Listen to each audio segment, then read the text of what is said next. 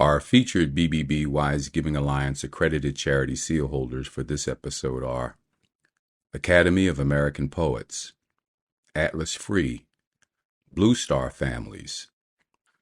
To find out more about these and other BBB Wise Giving Alliance accredited charities, go to give.org.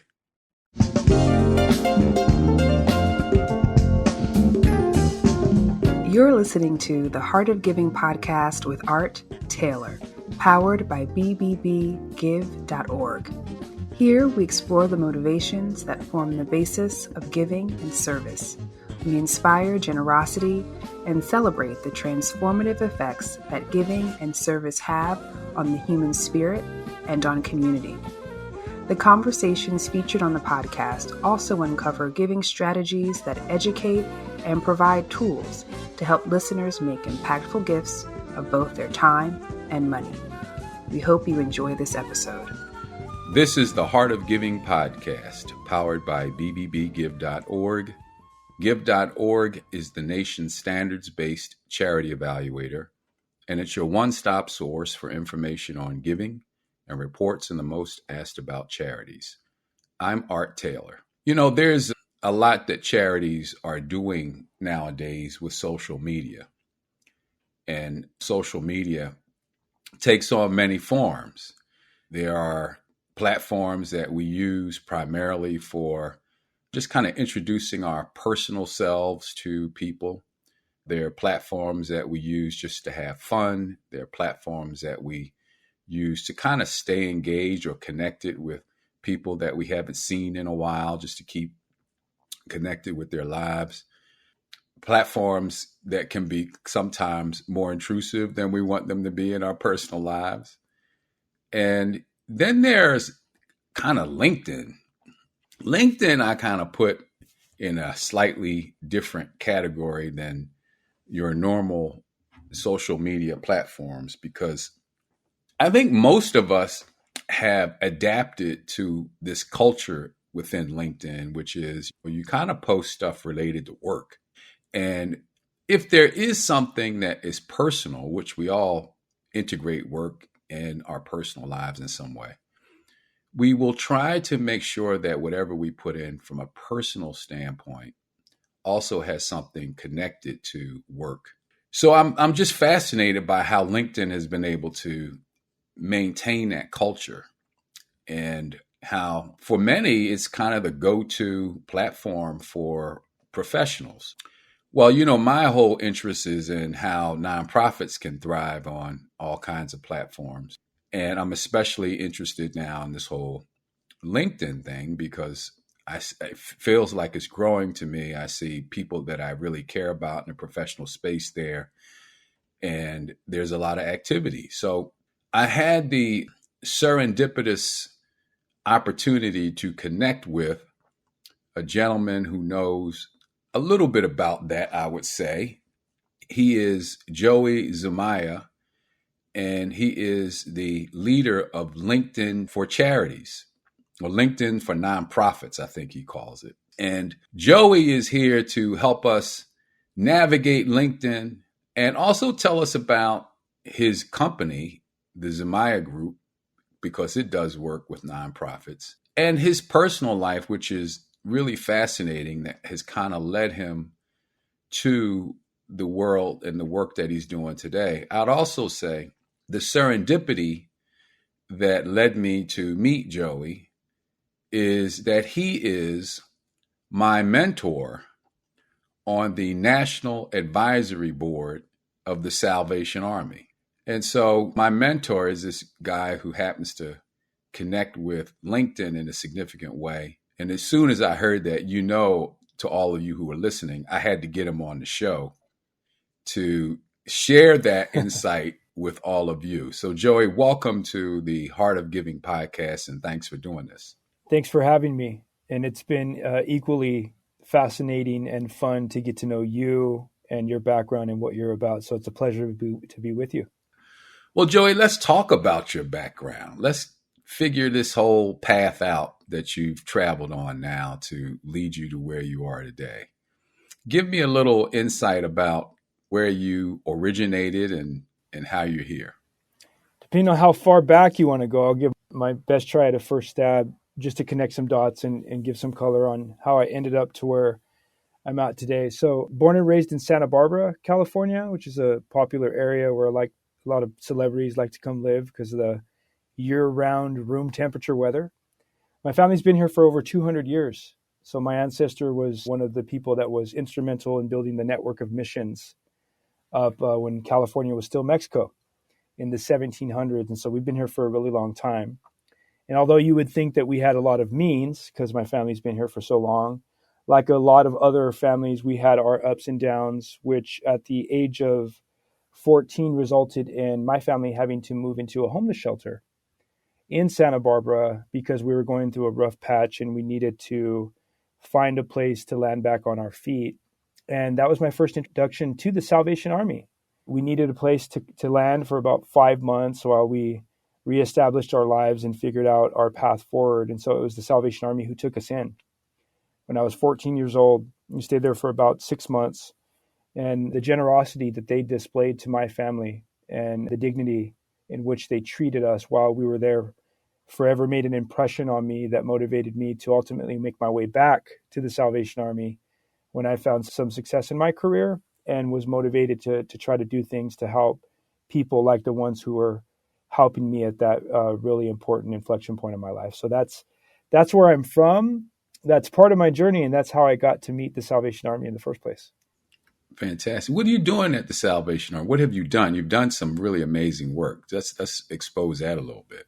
So over the last 10 years, starting with me joining a local advisory board here where I am from, that was my first motivation to serve is how can I support the work that's being done locally in my own community to help homeless people who are marginalized and facing different challenges. For a while, I wasn't sure kind of when I was in my early 30s. I'm 43 years old now, going on 70, but 43 years old now. When I started maturing and finding some success in my career, I wasn't sure if I wanted to just be a volunteer or just have this as something that I do outside of work. I quickly learned where I felt like I provided value was at the board level, kind of marrying the best of what I learned in business and also my desire to make impact externally. So I started out as a local board member, and one thing turned into another, and I continued to, while advancing at LinkedIn, advancing at the board ranks of the Salvation Army. And so over the last decade, I've done a number of different things ranging from just being a local volunteer, handing out food boxes, which is, for the record, my favorite work. I bet. Outside of board service to ultimately end up serving on the National Advisory Board, which I get to serve alongside people like you. And currently I'm focused on helping to revisit the strategic planning process of the Salvation Army throughout the United States, which is, I think, one of the highest honors and privileges that you can have for an organization that's been around for so long. One of the things I often share about the Salvation Army is that Booz Allen Hamilton did a study in 2004 about the top or most enduring institutions of all time. 4 of these institutions are the American Constitution, the Olympic Games, the Rolling Stones, and the Salvation Army. These are all institutions that have stood the test of time. So to be a part of an organization that's been around for so long and that has made so much impact is definitely humbling.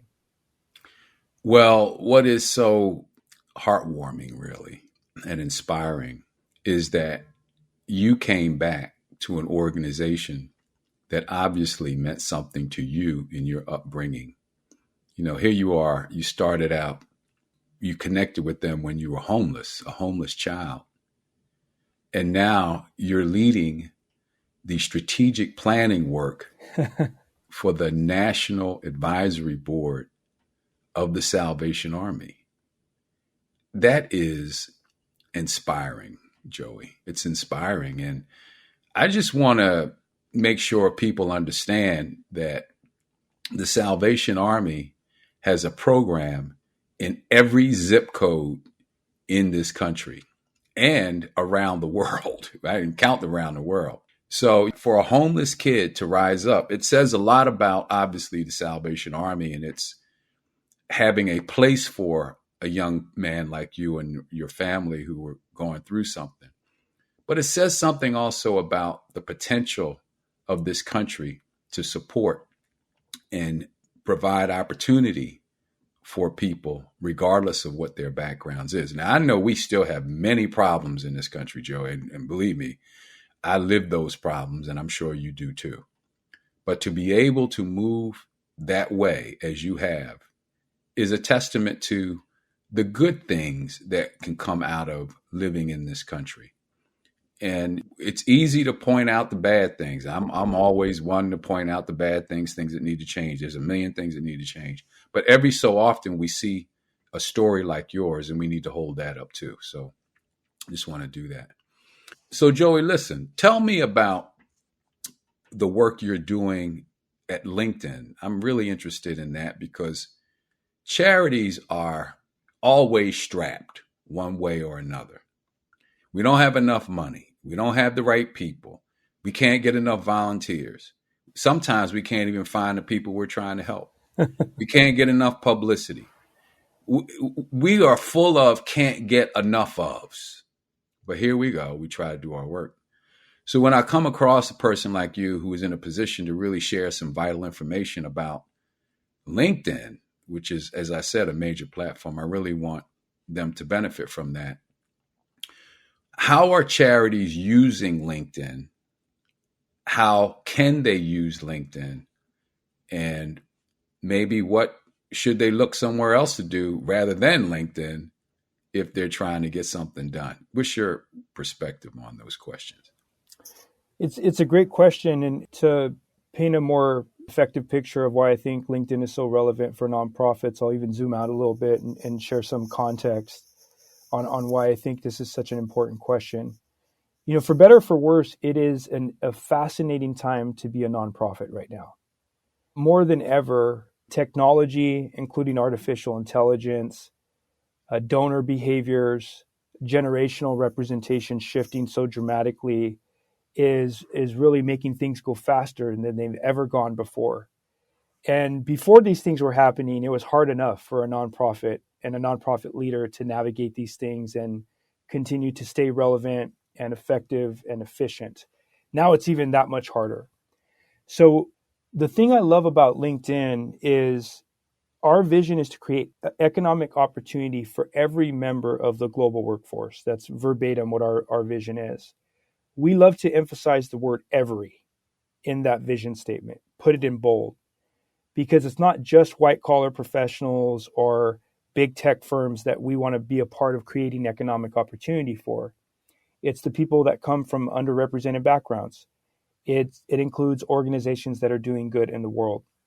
So LinkedIn for Nonprofits, which is the part of the company that really focuses on helping nonprofits be successful on our platform, whether they're hiring talent, whether they're branding their mission or their vision, or whether they're using it to connect with donors and fundraise, we feel like our part of LinkedIn is closest to our vision that we have of creating economic opportunity for every member. So I feel like I have the dream job in a sense where I get to have the best of both worlds. On one hand, I get to work for an organization like LinkedIn. Going back to my bio, one of the things that I share about myself that floor people is I do not have a college degree. I don't even have an associate's degree. So to be able to come to a company like LinkedIn that has created an environment of inclusion and giving everybody a chance to be successful based on their skills, not just their degree, is amazing. But to also be able to combine that with using our platform and using our tools to help organizations and people that are doing the good in the world, I'm not sure I'll ever have a better opportunity to do cool stuff like that for the rest of my life.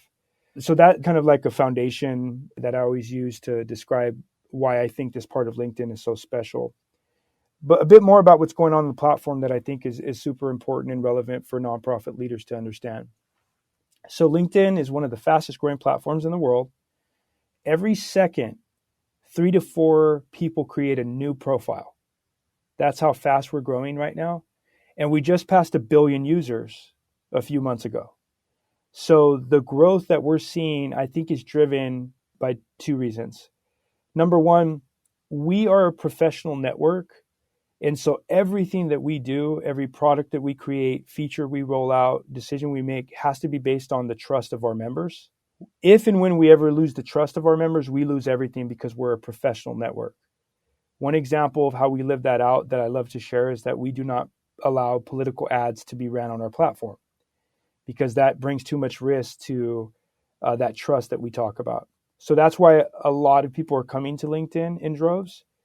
And then the second reason, you cited it when we started this podcast, you're starting to see the nature of the content and the ways that people engage be that of a positive and productive nature.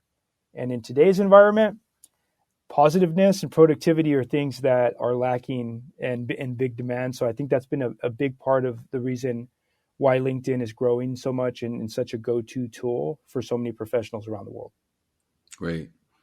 So let's get into some ways organizations can use it effectively. I post on LinkedIn, I would say moderately regularly. And there are times when my content gets, for me, a significant amount of response from people who follow me. And there are other times when, it doesn't get so much, and that's okay. But is there a type of content, because I guess there's always algorithms behind how all this is done, but is there a type of content that the platform prefers and will share? Or maybe you could tell me just how the algorithm works to some extent so people can better understand how best to utilize it. I mean, don't put something on there that's not going to get any lift. You're wasting your time. Yeah. But if you want to work with the algorithm, how would we go about doing that? Good question. I would first start off by sharing that we have created an online tool that we call the LinkedIn for Nonprofits Resources Hub. Mm-hmm. It's available at nonprofit.linkedin.com. It's a free tool that we used to really hold the hand of a nonprofit and understanding not only everything it can do on LinkedIn, but actually how to do it. So I love this tool because you can go look at it on your own schedule at your own pace and really go to all the resources, and it'll walk you through either creating your own profile as an individual so that you can project and brand yourself the way you want, all the way up to creating a company page for your nonprofit and how to build a following, et cetera. So that's an incredibly helpful tool that I think would do a much better job of getting you up and running on LinkedIn than I would ever be able to describe. Mm-hmm. But you mentioned content, and coming back to that, what we see on our platform is that the content that drives the most amount of engagement is content that we refer to as humanized content. So this is speaking directly to human nature and the kind of things that get and keep our attention, which is, if you oversimplify it, the heart of a really good content strategy. A lot of people unfortunately think that posting old stale images or just copying and pasting text and having what I call a spray and pray content strategy, like just put a bunch of stuff out there as often as we can with no rhyme or reason and really hope that it works out, that's really not going to get the kind of engagement that you're really looking for. Whereas the type of content that we see getting the most amount of engagement and virality is ones where there's real people, real names, real faces, real stories, and brands and individuals are authentically posting and putting content out there, especially in today's environment where so much of the content that we consume is questionable and untrustworthy. On LinkedIn, when you see people talking about their careers or talking about their causes in a way that's authentic, it brings us in.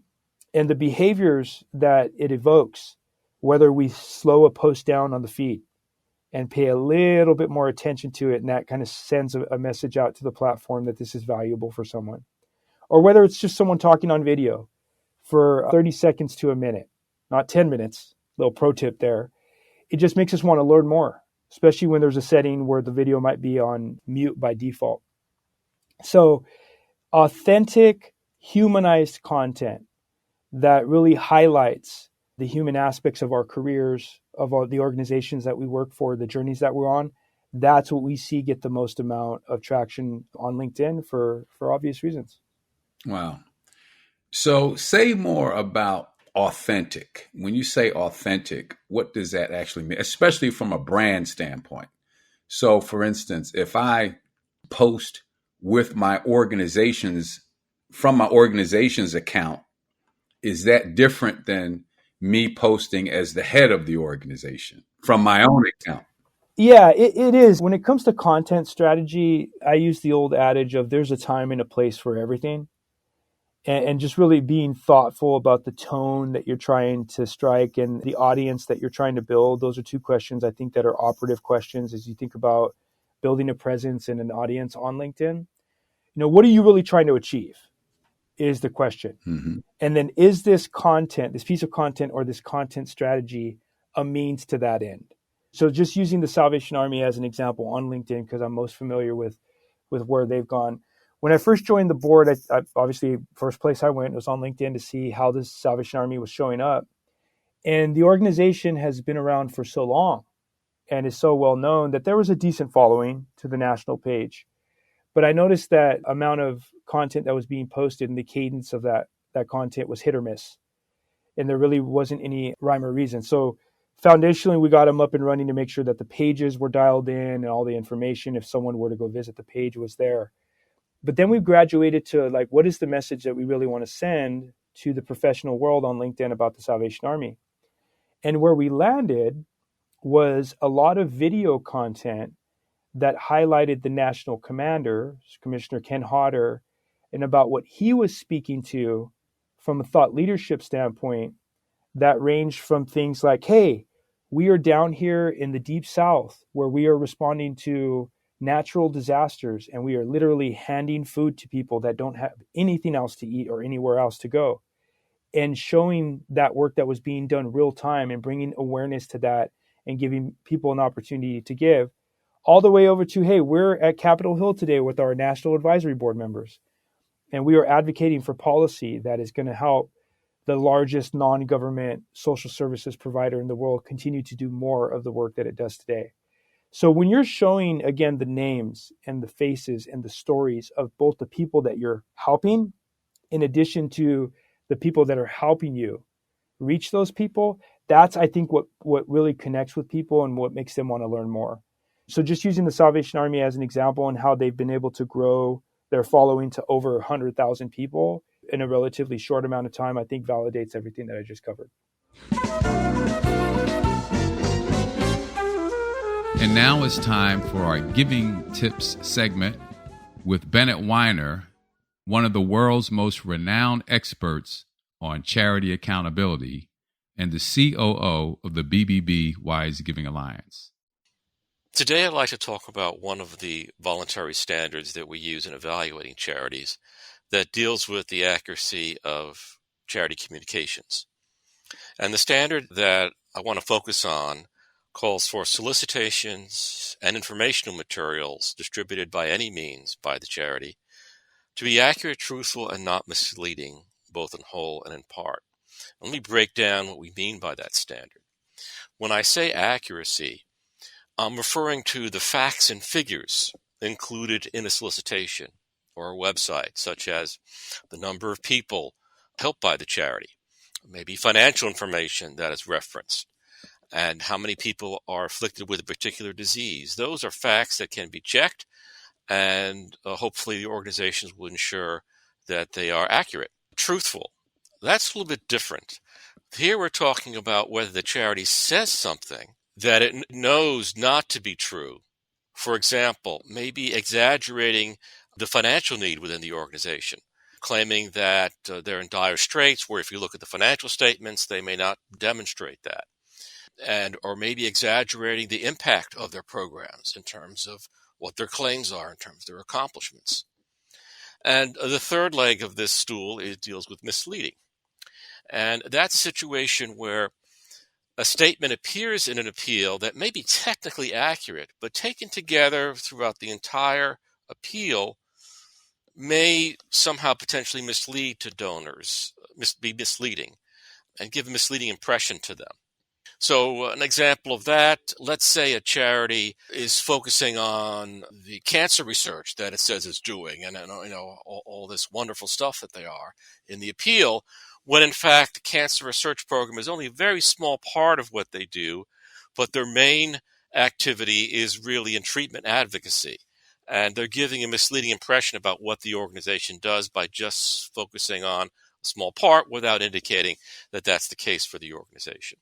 So the point I'm trying to make is sometimes these communications can provide problem situations. And it doesn't have to be that every single sentence is untrue or inaccurate. It could be some part of it is that creates a problem. Now, there are different types of problems. Bottom line, it's important for organizations to ensure that their solicitations are above board. And the best way to accomplish that is to make sure that there are people who are second checking communications before they're finalized to ensure there isn't any concern in terms of what the public is provided. Well, I have this thing called the Heart of Giving podcast. And one of the things I do, most people won't know this because you're not a part of this part of it, but I try to send a note out to every guest who has been on the show and some friends of the show every week. Usually, lately, it's been Sunday evening. I'll write a note, and it usually talks about the last episode or what's going to happen in the next episode, introduces the new person that we've added to the group, and some things that I may have seen in the environment that I think many of these social good leaders might want to know about, or something that features a previous guest in a good way, right? So we put that out. But Joey, I've always had this sense that there's so much we could be doing with this group, because they are all people who are interested in seeing the world evolve in a positive way in some way. Yeah. And so I don't quite know how to engage them. And I know maybe you have some ideas for that, so we could game this out real time on the show. But we've had over 180 episodes of this show since we started it. Wow. Every week. So remarkable. And we haven't missed a week. And I just feel that I'm leaving some opportunity on the table to connect with this group. And they know it. I mean, I've had a lot of great feedback from people who basically say, I love the messages that you send out, love the podcast, all that. And some who really want to figure out how to connect, but there's no visible way that I can think of to do it other right now than through the emails, which they all say they like. Even when I say to them, if you don't want to be a part of this, let me know, I'll take you out. People say, no, keep me in. So that is working to some extent, but I just feel like there's so much more we could do. How might LinkedIn, for instance, help with a group like that? Help to connect and to energize and animate a group like that in a way that could maybe do more than we are currently doing. So before I speak to that, I want to give you some kudos, because one, I've been on the receiving end of this email that you're referencing. I think it's really good stuff. Thank you. So also don't take me off. I would echo that statement. And two, more importantly, you're doing what I argue all of us need to do more of, which is building communities. Right now, we have enough things tearing us apart and having us divided. It's things like this that bring us together. So I'm grateful for your leadership. And the fact that you haven't missed an episode in that many weeks is remarkable. It kind of speaks to your rigor, which I also commend you for. Thank you. In terms of how LinkedIn can play a role in helping to facilitate these types of communities and conversations within it, and just how people stay connected over time, I'm a big fan of using our LinkedIn groups function and capability. Mm-hmm. So for the record, we have a feature on LinkedIn called groups, where you can create and organize a group of people that might belong to following or an association or any kind of group that you can think of. And there's a lot of flexibility in terms of how you can build the group, whether it's a private group and it's managed by inviting people, and that's the only way that you can get into. So invite only group, or really more of an open group where everybody can join and contribute. So depending on the culture of the group and the decorum that you want to establish for the group, those settings are adjusted accordingly. But creating the group is step one. The good thing is a lot of people are coming to or are on LinkedIn, so your likelihood of being able to reach them there versus some other platforms where maybe their preference is like, maybe I don't want to tie my personal life in my personal business, whereas LinkedIn is really more of a professional context. Mm-hmm. Step one is creating the group. But if you're playing the long game and you really want this to be something that can grow and thrive, you have to be committed to managing the group and posting in the group and really making sure that people engage on the group, just like you would with any other platform. And as in the example of never missing a week on this podcast and the reason why it's so successful. So the LinkedIn group capability is something that I think you should view as playing the long game. Like in a year from now and 6 months from now, this could be really good as long as we don't miss a step in terms of making sure that we continue to grow and cultivate this group and turn it into a go-to place where people want to connect with each other. And I love that we can connect people too, because one of the things that I think is so unique about this email exchange is that there are people in the group who I'm sure would want to connect with others, but they're so respectful of not doing that. They just don't want to be the person who inappropriately reached out to somebody, so they don't do it. And yet sometimes maybe they should. I mean, I've got some young people, for instance, who could really benefit from mentoring, who are former podcast guests, and they're doing terrific work, but they won't do it because they know maybe that's not cool to do that. They just respect what I'm trying to do, and they don't do it. But maybe in a LinkedIn forum, they might feel a bit more comfortable doing that, or maybe I could establish some rules around that. I guess that would let people feel comfortable. You can reach out to anybody in this group. It's fair game to send a note. Just recognize that if you don't get any response, take it for what it is. But that's kind of an interesting way. Are there any other tools that you see that nonprofits might want to take advantage of with LinkedIn? Or I know that one of the things you pride yourselves on at LinkedIn is being able to connect people with work opportunities, with relationships that could lead to broader professional connections and things of that nature. How does that play out on LinkedIn for nonprofits as well? Because a lot of them, for instance, might be looking for good board members, Yeah, totally. And I just want to add one more comment on the group topic. Okay, sure. Just because I think that you touched on something important. And again, I am a little biased here because I work at LinkedIn. And there's that old quote that when all you have is a hammer, everything starts to look like a nail. And I love that that's true with LinkedIn because Right. of some of the things that we're doing in the world. You mentioned a hesitancy or maybe some risk on the optics of being part of a group and reaching out to other members and not really wanting to be disruptive or disrespectful. Right. Right. With LinkedIn, because people are really trying to network and because their profiles are a professional representation of themselves, it's almost like being on LinkedIn and creating a group is a good forcing function to vet a lot of the risk that comes with building a community and whether people should connect with each other or not. So I love that on LinkedIn, you see just where people work and what their career journeys have been, not necessarily like what their home address is or what they ate for lunch. Right. So just in Right. general, I think it's like default setting is it's not only like acceptable, but encouraged for Mm-hmm. people to connect with each other because they're doing it within a professional context. Yeah. That's the one thing I would just add in terms of like why I think groups is such a really good resource for communities like this and also nonprofits in particular. Moving on to some of the other things I think that are really helpful to nonprofits and what they should know about why they want to be engaging on LinkedIn. One of the reasons why we created the company that my wife and I founded, the Zumaya Group, is because there is a huge demand for nonprofits to become more capable at building their boards.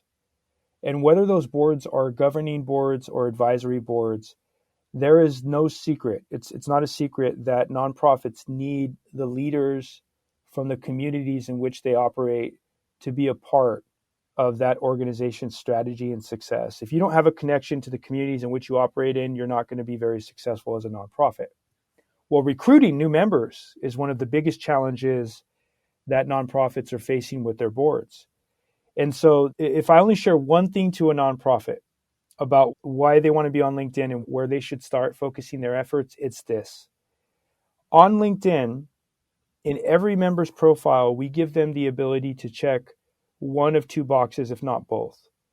You can raise your hand by checking a box to say that you're interested in being either a nonprofit pro bono volunteer or you're interested in serving on a nonprofit board.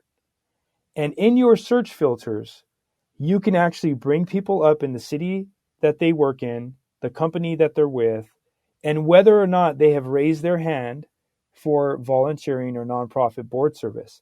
Literally giving an invitation for a nonprofit to reach out to them and say, this is who we are, this is what we're about, this is what we do. Would you be interested in joining our board? And to start to facilitate that conversation. It is unfortunately one of the best kept secrets on our platform and probably one of the most underrated things that a nonprofit can do that it's not. So in addition to finding talent and having access to really good courses from LinkedIn Learning, the first thing and the free thing that a nonprofit can do is to start to build a pipeline of prospective board members that have raised their hand to support organizations like theirs. And for the people that have really made a science out of doing this, I've seen huge success and ROI for the time that's spent, and something that I'll share with anyone and everyone who will listen. Well, we're definitely going to push that message out. In fact, I think what I'm going to do is take a clip of this video and post it on LinkedIn in my feed so that everybody knows about that one thing. If nothing else, they hear anything else about the show, they're going to hear that. Because I think you kind of did it like within a minute or so. So yeah, I got the pitch down for sure. We could even include the link that'll take you directly to the part of the hub that walks you through doing that. So actually, I was going to ask about links. So links in LinkedIn, do the algorithms worry that you're going to take people away from LinkedIn when you click on the link and maybe not give as much attention to things that have links in them, or does it not matter? There's always an ongoing thought process about optimizing the member experience and what drives the most amount of engagement. I don't think LinkedIn's an exception to that. Yep. However, where we invest most heavily is making sure that our members feel like LinkedIn is a trusted place to be. If you look at some of the investments that we've made, including the ability for members to verify their identity through some of the authentication options that we've built into the platform to prove that these are real people with real careers and not bad actors, that's where all of our resources are being invested to make sure, again, because we are anchored on trust and we want LinkedIn to be a trusted place to be, we really worry more about, do our members feel like this is a place where they can come and engage and be their authentic selves and be safe, versus do we think that we're going to get more or less engagement by using a link? That's the first thing I always share just for context. But to answer your question directly, we really format the fields of how you post and how your profile is built to create a continuous, non-disrupted experience. And so if you look at all the different fields that you can choose from when you create a post, it's really anchored on two things. Is this a really good experience for the member? Making it the information that's presented digestible, et cetera. And number two, is it inclusive? Is this something that's going to include everybody, no matter of what their limitations might be? My favorite example being when you post a video, by default, we build in the capability for you to have closed captions. It's turned on. So if someone is in a position to necessarily hear them, they could read along with those. So it's really anchored more on the experience and the trust of the platform versus like, how can we just drive the most amount of engagement? Well, Joey, we're coming to the end. I told you I try to keep this to a reasonable amount of time. That went fast. We had fun. But I could go on another hour. But I do have one question for you that I'd like you to think about. You mentioned at the beginning that AI is, really beginning to come into our lives in increasingly significant ways. And we've had social media now here. What is your sense of the ability of social media to support organizations that are aimed at social good 5, 10, 15 years from now? You might not feel like that's a fair question to ask, but the futurist in me always tries to put that out there just to give people a sense of what the future might hold when it comes to these tools. And I know things are changing so fast, who knows? But what's your sense of the future, particularly with social media in general? Yeah, it's a great question, and one that's evolving as we speak. As like I said before, the speed at which technology like artificial intelligence moves is mind-boggling. Right when you start to catch on to one thing, you're hearing about another thing, and I don't think that that's going to slow down for anyone anytime soon. So the advice, particularly on LinkedIn and artificial intelligence, that I give to nonprofit leaders is the following. It's 2 suggestions that I would offer a nonprofit leader to think about that I think are very productive thoughts to consider as they think about how they're going to navigate the future that we're all facing. Number 1 is practical, and number 2 is philosophical. The practical one is, instead of being overwhelmed with artificial intelligence and coming up with an AI strategy, I try to bring it down to more of a practical level and encourage nonprofit leaders to find an AI win. So don't seek an AI strategy, find an AI win. What does that mean? Find an AI tool that might maybe help you write executive summaries better or craft a donor outreach letter more efficiently, and experiment with it. See what it does, doesn't do, see how it helps you, doesn't help you. Because when you find an AI win instead of writing an AI strategy, what you'll find is that you're not only able to learn the technology and how you would use it, but you kind of demystify it in parallel in the process. And so AI has this profound capability to take the laborious nature of the work that we have and all those menial tasks and really allow us to focus on the things that really matter and help us get back to recapturing our passion again. My favorite example here is on LinkedIn. AI is helping recruiters write job descriptions, which is the least sexiest part of a recruiter's job. So the recruiter can focus on having conversations with qualified candidates. So number 1, AI win versus AI strategy. The second one, the philosophical one, think about how you want to bring a board member onto your board that has proficiency in technology, social media, or AI, so they can help guide your strategy and your thought process to assess these tools and how you might want to use them to advance your mission in the future. So just to recap, AI win versus AI strategy, and then definitely give your board some capability to help you approach the future as well. Well, you have just heard Joey Zumaya of the Zumaya Group and the head of LinkedIn nonprofits in a wide-ranging conversation about AI, about the LinkedIn platform, social media in general, and his amazing background from being a homeless child to now doing the great work that he is doing. And Joey, I want to just thank you for being so open and willing to share all that.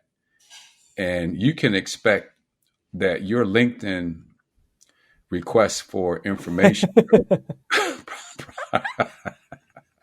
probably going to go up a little bit as a result of what you shared here. And I hope that's all right with you.